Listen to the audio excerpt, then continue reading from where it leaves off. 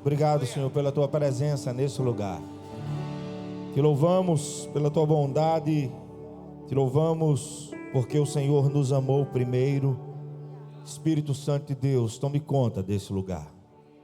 Cada vida que o Senhor trouxe à tua casa de oração, que todos possamos ser ministrados pelo Senhor e pela tua palavra. A tua palavra jamais voltará vazia.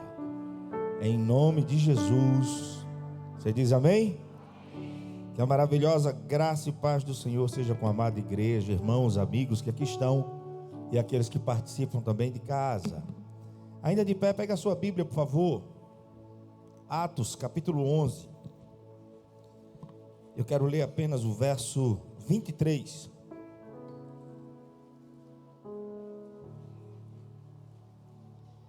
Atos, capítulo 11, verso 23.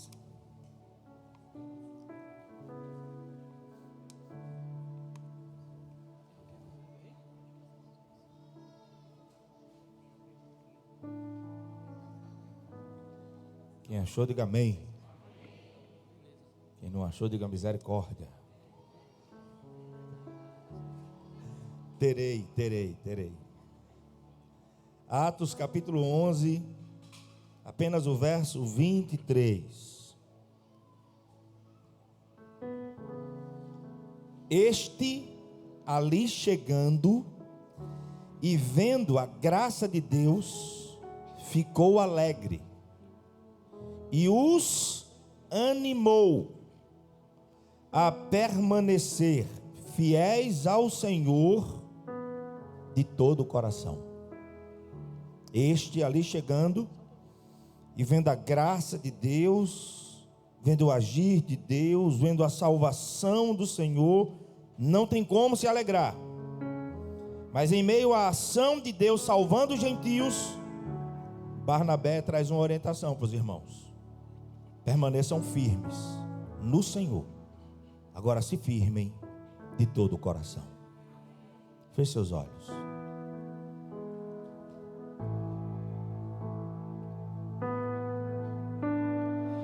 Ele é exaltado, o Rei é exaltado. Dê a Ele a glória, dê a Ele a honra. Eu louvarei, Ele é exaltado, para sempre exaltado o seu nome.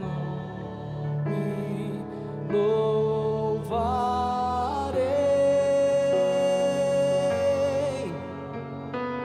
Ele é o Senhor, sua verdade vai sempre reinar. Terra e céus glorificam seu santo nome. Ele é exaltado, o Rei é exaltado nos céus. Ele é exaltado, O Rei exaltado nos céus, eu louvarei. Ele exaltado, para sempre exaltado seu nome. Louvarei. Levante suas mãos, declare essa verdade. Ele é o Senhor, sua verdade vai sempre reinar. Terra e céus glorificam seu santo nome. Ele é exaltado, o Rei é exaltado nos céus. Ele é o Senhor, sua verdade vai sempre reinar. Terra e céus glorificam seu santo nome. Ele é exaltado, Mais uma vez, Ele é exaltado.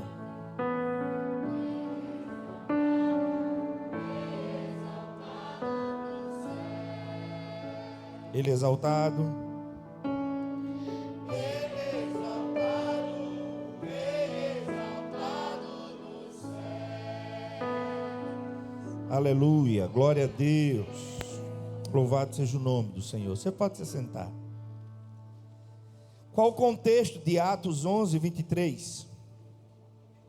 Os versos de 21 a 26 vão nos falar sobre o ministério de Barnabé. Pastor Alex, hoje pela manhã, falou sobre a vida desse servo de Deus, desse grande homem de Deus. Com a morte de Estevão, por causa da perseguição, muitos foram dispersos.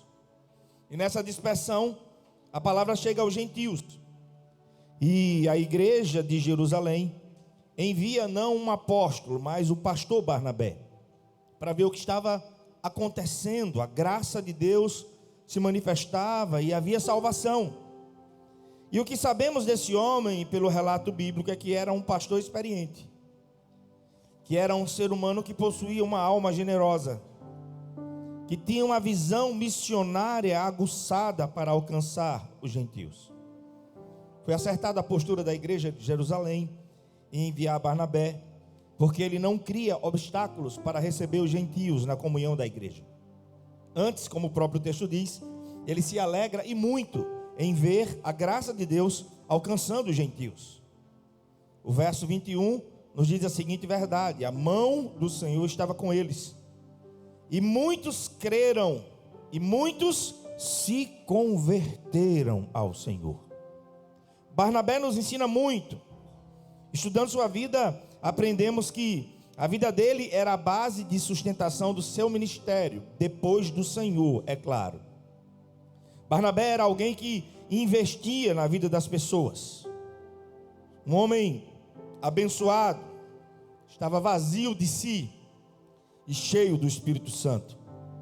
Caminhava não por sua pretensa sabedoria ou experiência, mas vivia por fé no Deus que pode todas as coisas e dependia do Eterno. E por isso muita gente se rende ao Senhor. É o relato do livro de Atos. Porque é verdade, irmãos, quando o evangelho é pregado não apenas com palavras, mas com o exemplo da nossa vida, o resultado que Deus faz acontecer é exponencial.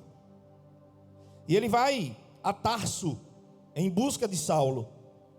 Ele já havia investido em Saulo em Jerusalém quando todos o desprezaram, quando os discípulos os apóstolos não queriam saber. Mas Barnabé sabia do seu chamado. Barnabé sabia o que Deus iria fazer na vida de Saulo. E era uma prática, fez com João Marcos, fez com Paulo. Não tem outros relatos bíblicos, mas sem dúvida era alguém que investia na vida dos outros. E eu caminhei até aqui para fazer esse curto pano de fundo, para dar destaque ao conselho que o pastor Barnabé dá aos gentios. Me permita ler novamente. Atos 11, 23. Quando Barnabé chegou, e quando Barnabé pôde constatar o que Deus estava fazendo entre os gentios, quando ele viu que havia muita salvação, pessoas sendo alcançadas, vidas sendo transformadas, o verso diz: vendo a graça de Deus, primeira coisa, ele fica alegre. Hoje pela manhã, quando estávamos indo para o culto, uma pessoa parou, me abordou e fez: lembra do culto que foi eu, pastor Thales e pastor Lucas, a convite do, toda vez eu confundo, Diego. E a gente foi lá, e ela disse assim: daquele culto, eu perguntei lá qual era a igreja deles, e está aqui até hoje, vindo para a igreja, receber a palavra. O teu comportamento lá no teu trabalho vai trazer alguém para Jesus. Você crê nisso? Crê mesmo nisso? E aí, a palavra vai dizer que ele, vendo a graça de Deus, se alegra. E diz o texto: e animou a quem? Aos gentios, a permanecerem fiéis, mas de todo o coração. Escute, ele os anima a permanecerem fiéis ao Senhor de todo o coração. Ele os encoraja a serem, sabe o quê? Firmes. Uma entrega verdadeira, um compromisso real, não oba-oba, mas algo consciente, algo que tem fundamento. Barnabé aconselha, e mais do que isso, exorta aos irmãos para que com firmeza e com determinação no coração, eles permanecessem no Senhor. Eles não se afastassem, eles não se esfriassem, eles não se desviassem. O tempo vivido era desafiador, tal como o tempo em que vivemos. Firmeza de coração é o que Barnabé dá destaque aqui, para que eles permanecessem firmes em Deus. O que é que isso tem a ver comigo e com você? Igreja amada do Senhor, precisamos de firmeza e lucidez nas decisões que tomamos. Firmeza no compromisso com Deus e com a sua palavra. É preciso haver firmeza na nossa consagração de vida ao Senhor. Firmeza e lucidez para conduzir a nossa casa na presença de Deus. Sabe por quê, queridos? É pertinente, é oportuna e extremamente necessária essa orientação do Barnabé? Sabe por quê? Eu e você precisamos de firmeza, de lucidez, de constância, de entrega total e restrita?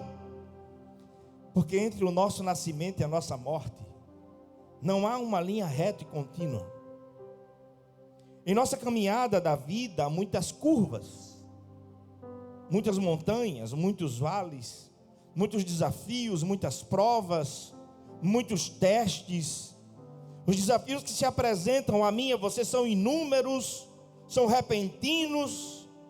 Em nossa caminhada de vida, o vento sopra, ora a favor, ora de forma contrária. E o vento que sopra testa a nossa firmeza e a nossa constância. As ventanias dessa vida testam a profundidade dos nossos propósitos. As adversidades dessa vida testam a nossa determinação e mostram, não para os outros, mas para nós, até onde estamos dispostos a ir para permanecermos firmes na palavra. E não abrir mão dela, independente de qual seja a consequência. As ventanias da vida provam se somos constantes ou inconstantes. Os desafios provam se somos rasos ou se temos profundidade. Se frequentamos apenas uma igreja ou se há compromisso com Deus e com a sua palavra. Texto muito conhecido, Mateus 7, versos de 21 a 24. Jesus diz que quando o vento sopra com força, a casa que está sobre a areia desaba completamente. Mas a casa que tem fundamento, que tem base firme, ela permanece. Queridos, as coisas mudam rapidamente, as situações da nossa vida pessoal, familiar, espiritual. E quem não atenta para esse conselho de Barnabé, de se portar na presença de Deus com firmeza no coração, sabe o que acontece? Via de regra, dança conforme a música tocada, ou vive como um camaleão, sem firmeza, sem identidade, pegando a forma de qualquer coisa. Não sejamos inconstantes, nem tenhamos mente dividida. Que o nosso compromisso com Deus seja autêntico. A palavra dele diz: e buscar-me-eis e me achareis, só quando vocês o fizerem de todo o, não é meio coração, é de todo o coração. Tiago 1,6: aquele que duvida, aquele que é inconstante, é semelhante à onda do mar, impelida e agitada pelos ventos. Esse alguém tem a sua vida determinada pelas circunstâncias, não tem base firme. O mesmo texto, capítulo 1 de Tiago, versos 7 e 8, diz que essa pessoa inconstante não espere receber alguma coisa do Senhor, porque é homem vacilante, inconstante em todos os seus caminhos. Deus nos chama para firmeza. Firmeza, sem extremismo. Diga assim: firmeza. Fala mais forte, diga: firmeza com lucidez. Amém? Eu sei, eu, você, todos nós ficamos em dúvida. É normal, mas ser o tempo todo uma inconstância, a dúvida pela dúvida, aí é complicado, irmãos. Não dá para chegar aonde o Senhor quer que cheguemos se formos alguém que possui uma mente dividida. que apenas frequentam a igreja.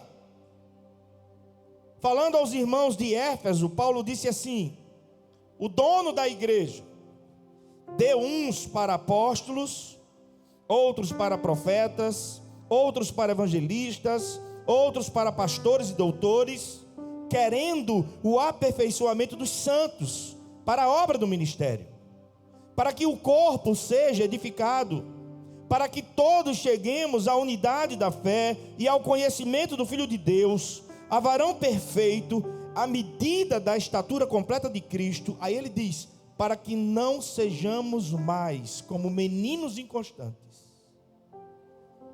levados por todo o vento de doutrina. Diga comigo: firmeza. Fala mais forte, diga: firmeza e lucidez. O que é que você quer da vida? Como é que você quer caminhar com Deus? Que caminhada você tem? Como é que você ama isso aqui? Até que ponto, nos dias atuais, você está disposto a obedecer essa palavra e não abrir mão dela? Eu sei, irmãos, quem não é complicado, quem de nós não tem às vezes, de forma velada, um preconceito? Quem aqui não já se sentiu e não passou por uma vulnerabilidade? Quem aqui não está sujeito a danos emocionais? Quem aqui não carrega trauma de infância? Quem aqui às vezes não se deixa levar por uma ideia fixa? Quem aqui não sofre de complexo de inferioridade ou de superioridade? Quem de nós nunca teve e ainda não terá ondas de tristeza? Quem não fica ansioso? Quem não adoece? Quem aqui não precisa de algum tratamento?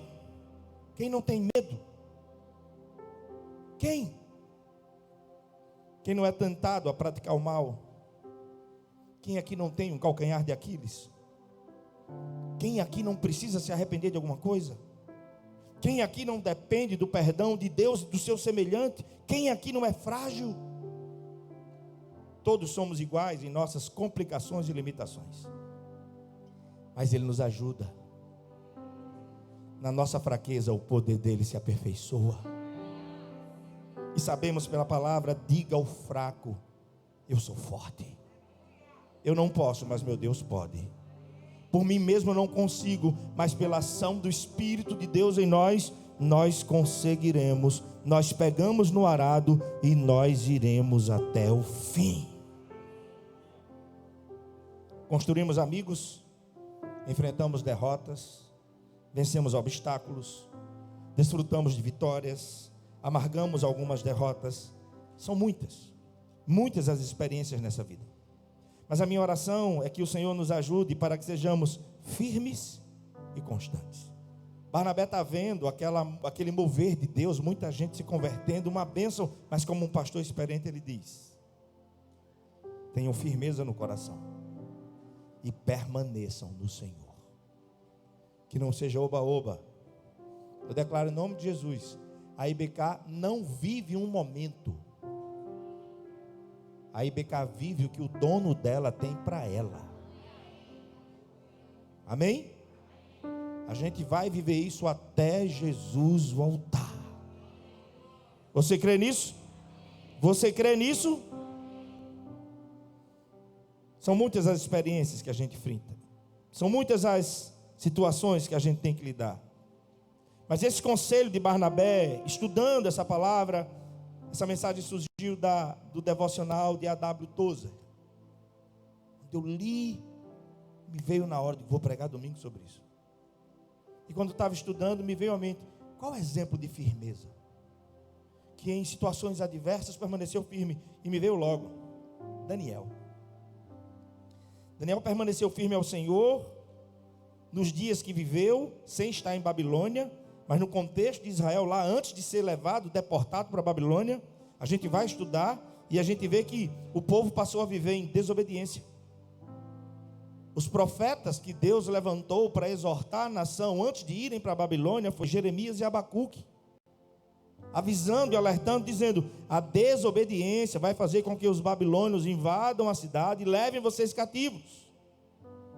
Daniel cresce nesse contexto de infidelidade, de mundanismo, de apostasia, de desobediência. E é exatamente nesse tempo que ele vive sua infância e adolescência. Teria tudo para, como muitos, se tornar um mero produto do meio, mas não é isso que acontece. Já em Babilônia, a expressão bíblica é: ele assenta firmemente no seu coração. Não dá para servir a Deus com mente dividida. Ele assenta, é um adolescente entre 12 e 16 anos, está num reino, no império da época. Ele não vive a experiência dos seus pais, ele vive a experiência dele. Ele assentou no coração. Sozinho ele estava. Mas diz o texto, ele assenta no seu coração. Ele decidiu não se tornar impuro, não se contaminar com as iguarias do rei.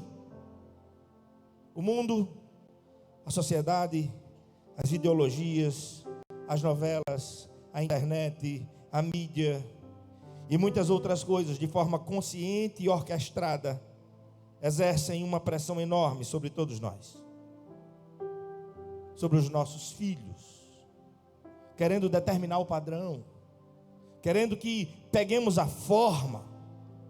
Não, no nosso arraial não, na vida dos meus filhos não. E aí, irmão, está em pânico por causa dos dias atuais? Não. Desesperado, vou botar meus filhos numa bolha? Não. Vou só ensiná-los a amar a Deus e a temê-lo. É suficiente. Eles vão saber que homem é homem, mulher é mulher. Eles vivem numa família não perfeita, mas abençoada pela graça de Deus. E o objetivo disso é que, no tempo deles, eles digam: eu quero ter uma família como a minha. Porque eles não irão se amoldar a esse mundo. Isso é muito sério. Atitudes, condutas, um estilo de vida que há pouco tempo atrás não se aceitava, mas hoje querem a todo custo que aceitemos, com uma forma correta de viver. Irmão, a permissividade, a promiscuidade, a infidelidade, a prostituição, a desonestidade é realidade de Sodoma e Gomorra. Ontem à noite, antes de sair, estava sentado do lado de Duda e ela estava assistindo um seriado, Tom e Cat, não sei se é isso, Sam e Cat, olha como eu sei, imagine. E aí ela estava lá, uma coisa aparentemente normal. Eu estava lá esperando que a gente terminasse de se arrumar para a gente sair. E aí eu vejo o enredo, porque eu estou lá no iPad, estava vendo já até alguma coisa, e olhando, daqui a pouco, a menina liga para o namorado da amiga dela, e diz assim: ela se acidentou, vem aqui que ela está precisando de você. Aí ela vai lá. Aí o namorado, quando chega lá, faz: cadê ela? Não era nada disso, é porque ela queria ficar com ele. Queria trair a amiga. Ela mentiu e queria ficar com o namorado da amiga. Não pode, irmão. Esses valores vão sendo incutidos. Eu estava do lado, e quando a gente não está? É preciso ter firmeza. E cansa. Cansa ou não cansa? Quem concorda comigo, diga um amém. Diga: Jesus me renova. E ó, não entregue os pontos não. Que nem a peça que teve. Bota o Family Link lá. Tem que ter limite para tudo. Não desista dos seus filhos. Nem entregue seus filhos ao mundo. Eles são do Senhor. Diga comigo: firmeza e lucidez.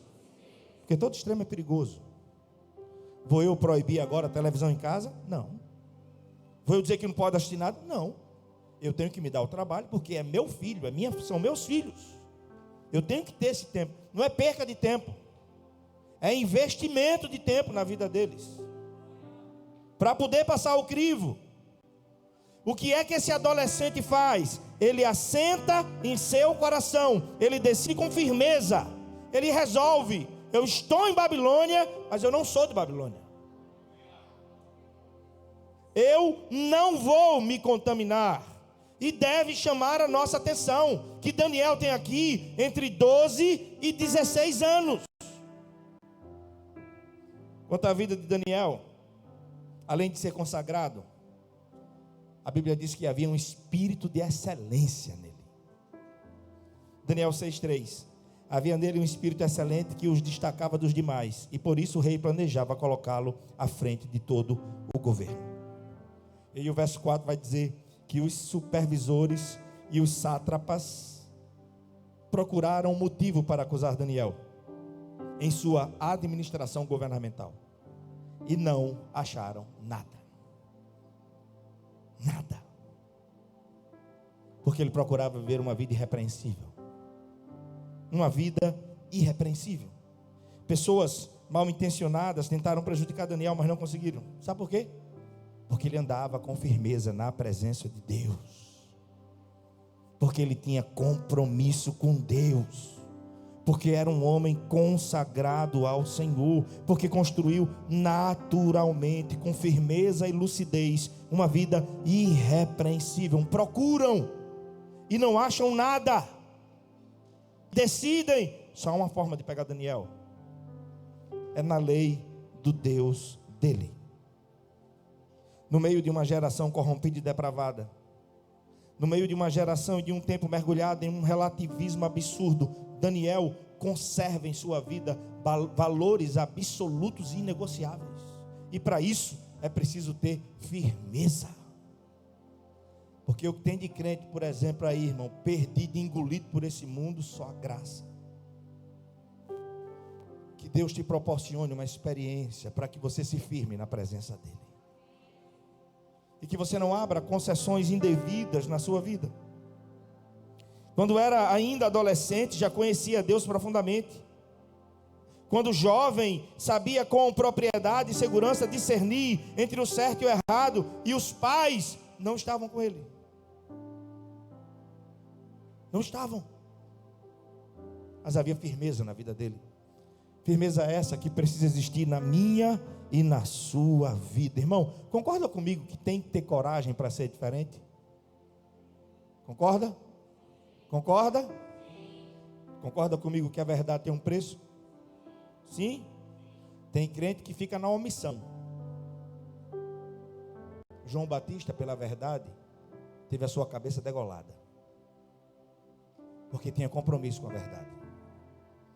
E chegou para o homem mais poderoso da época e disse: você é um adúltero, você vive com a mulher do seu irmão.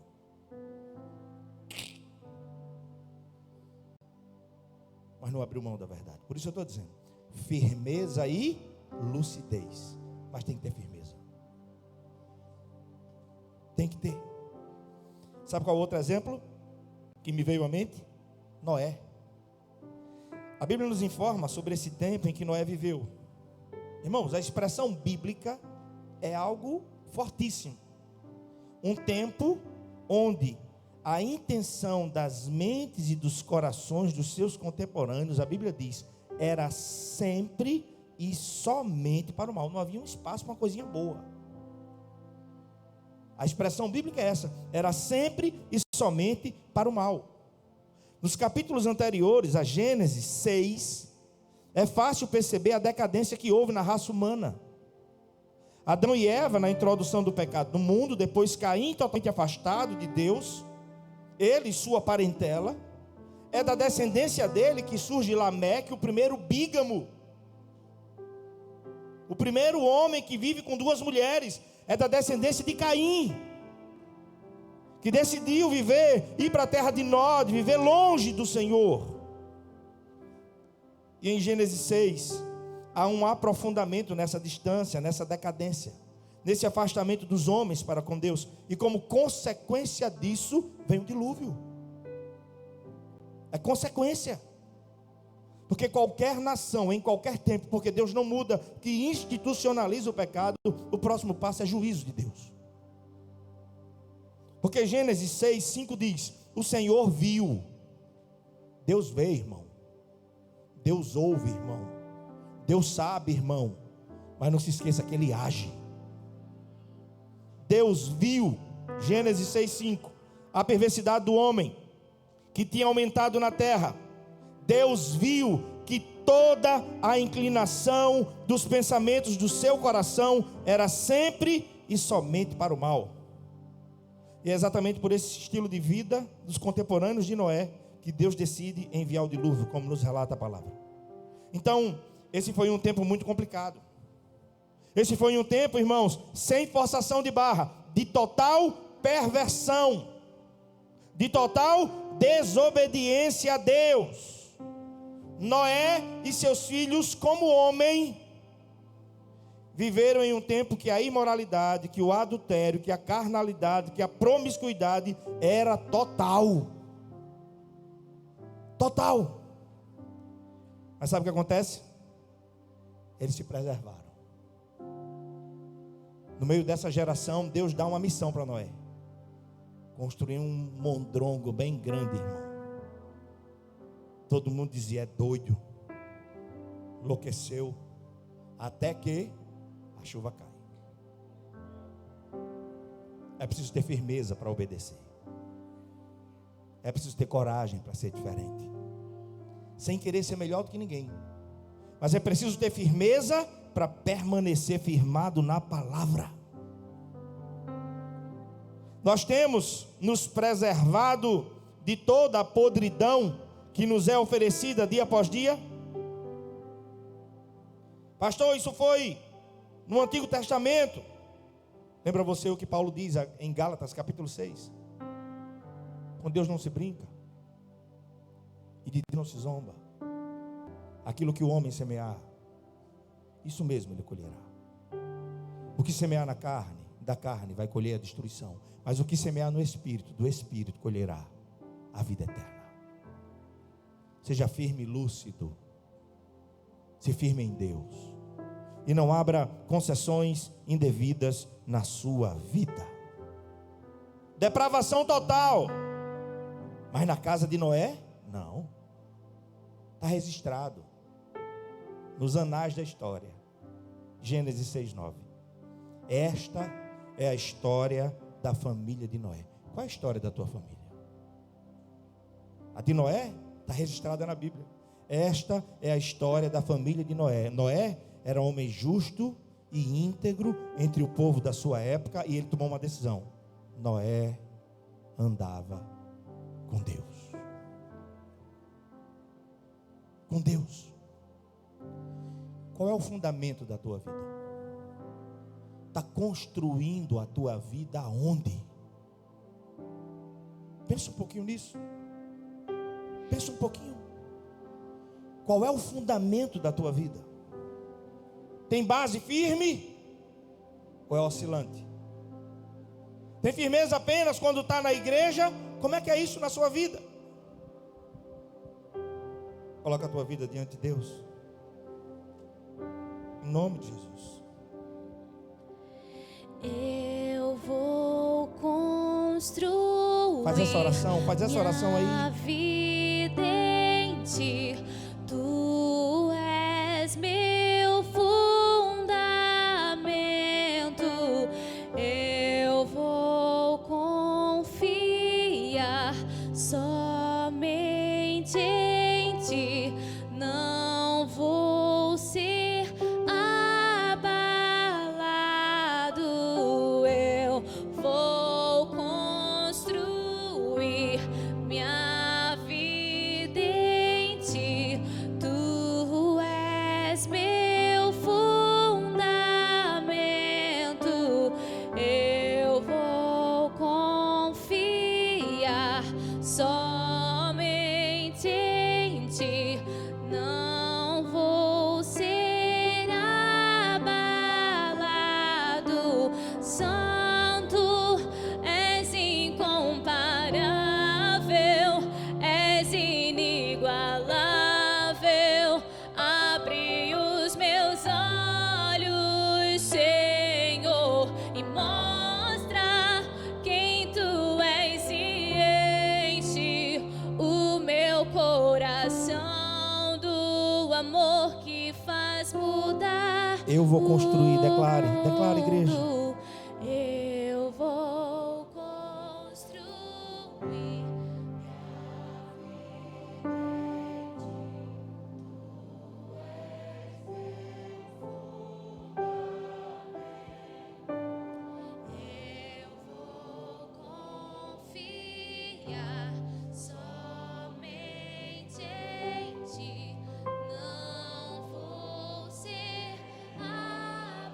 Eu vou construir, diga pela última vez.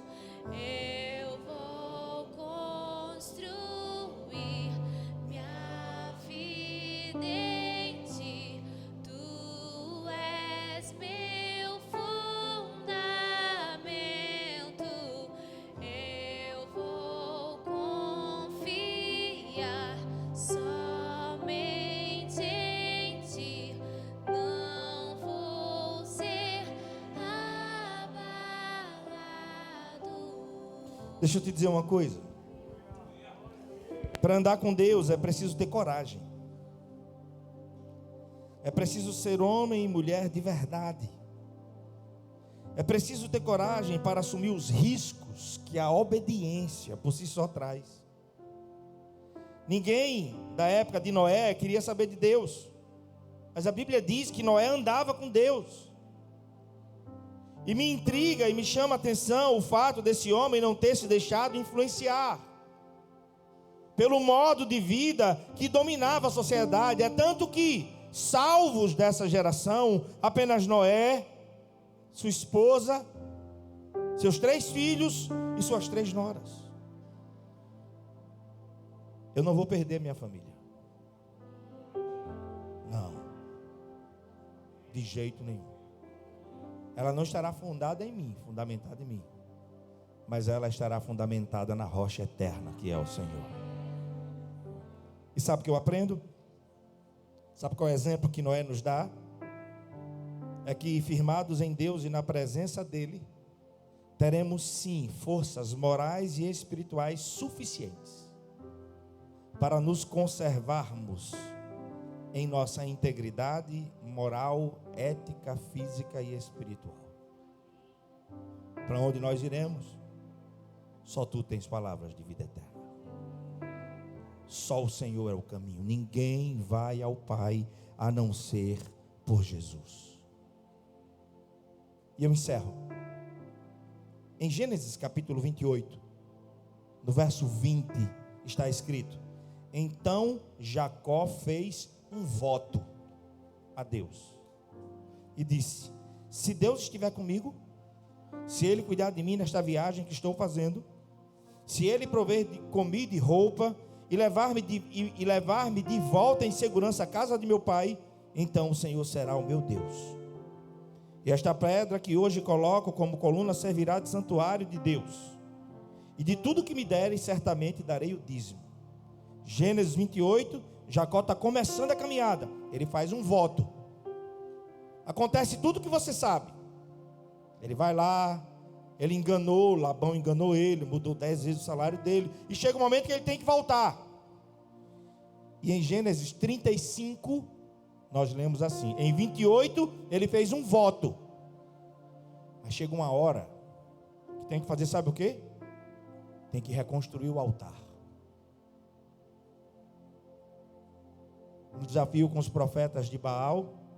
Qual foi a primeira atitude de Elias? Qual foi a primeira? Ele quis saber o quê? Tem altar? Se tiver altar, tem consagração. Se tiver altar, quando orar, Deus responde. E a primeira coisa que Elias fez, diz o texto, de 1 Reis, foi reparar o altar que estava apenas em um monte de pedra.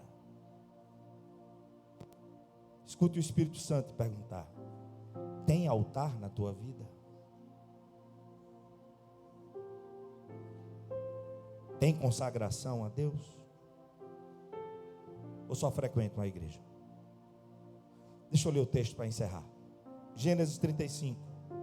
Deus disse a Jacó: suba a Betel, estabeleça-se lá e faça um altar ao Deus que lhe apareceu quando você fugia do seu irmão Esaú. Disse, pois, Jacó aos de sua casa e a todos os que estavam com ele. Me diz uma coisa, irmãos: Jacó aqui tinha tido várias experiências com Deus, sim ou não já? Sim ou não? Já tinha tido? Já tinha uma caminhada com Deus, sim ou não? Olha o que ele trazia com ele. Por isso Deus manda levantar um altar. Continua a leitura. Disse, pois, Jacó aos de sua casa e a todos que estavam com ele. O que é que ele disse? livrem-se dos deuses que estão entre vocês. Purifiquem-se e troquem de roupa. Venham, vamos subir a Betel, onde eu vou fazer o quê? Para quem? Para quem? Só Ele pode ser adorado na nossa vida, irmão. Muita gente que andava com Jacó levava coisas abomináveis aos olhos de Deus. Sabe qual é a postura de Jacó aqui? Se quiser andar comigo, a partir de agora, tem que se consagrar ao Senhor.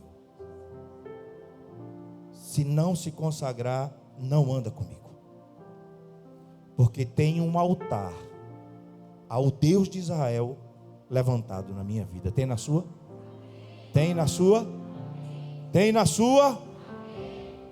Purifiquem-se, troquem de roupa, venham, vamos subir a Betel, porque eu vou fazer um altar ao Deus que me ouviu no dia da minha angústia, e que tem estado comigo por onde eu tenho andado.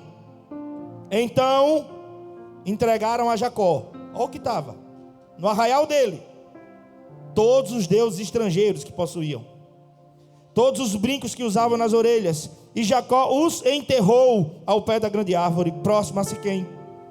Quando eles partiram, o terror de Deus caiu de tal maneira sobre as cidades ao redor, que ninguém ousou perseguir os filhos de Jacó. Jacó e todos os que com ele estavam, chegaram à Luz, que é Betel, na terra de Canaã. Nesse lugar, construiu um altar. Ele deu o nome de El Betel, porque ali Deus havia se revelado a ele, quando fugia do seu irmão. É noite de você tomar uma decisão. E de fato e de verdade, consagrar a sua vida a Deus. E se entregar a Ele. E se já viveu isso e se afastou, é noite de você, como Barnabé animou os irmãos, permaneçam fiéis ao Senhor. Mas faça isso de todo o coração. Alma, corpo e espírito. Diga comigo, firmeza e lucidez. Consagre a sua vida ao Senhor. Feche seus olhos. Apresente a sua vida.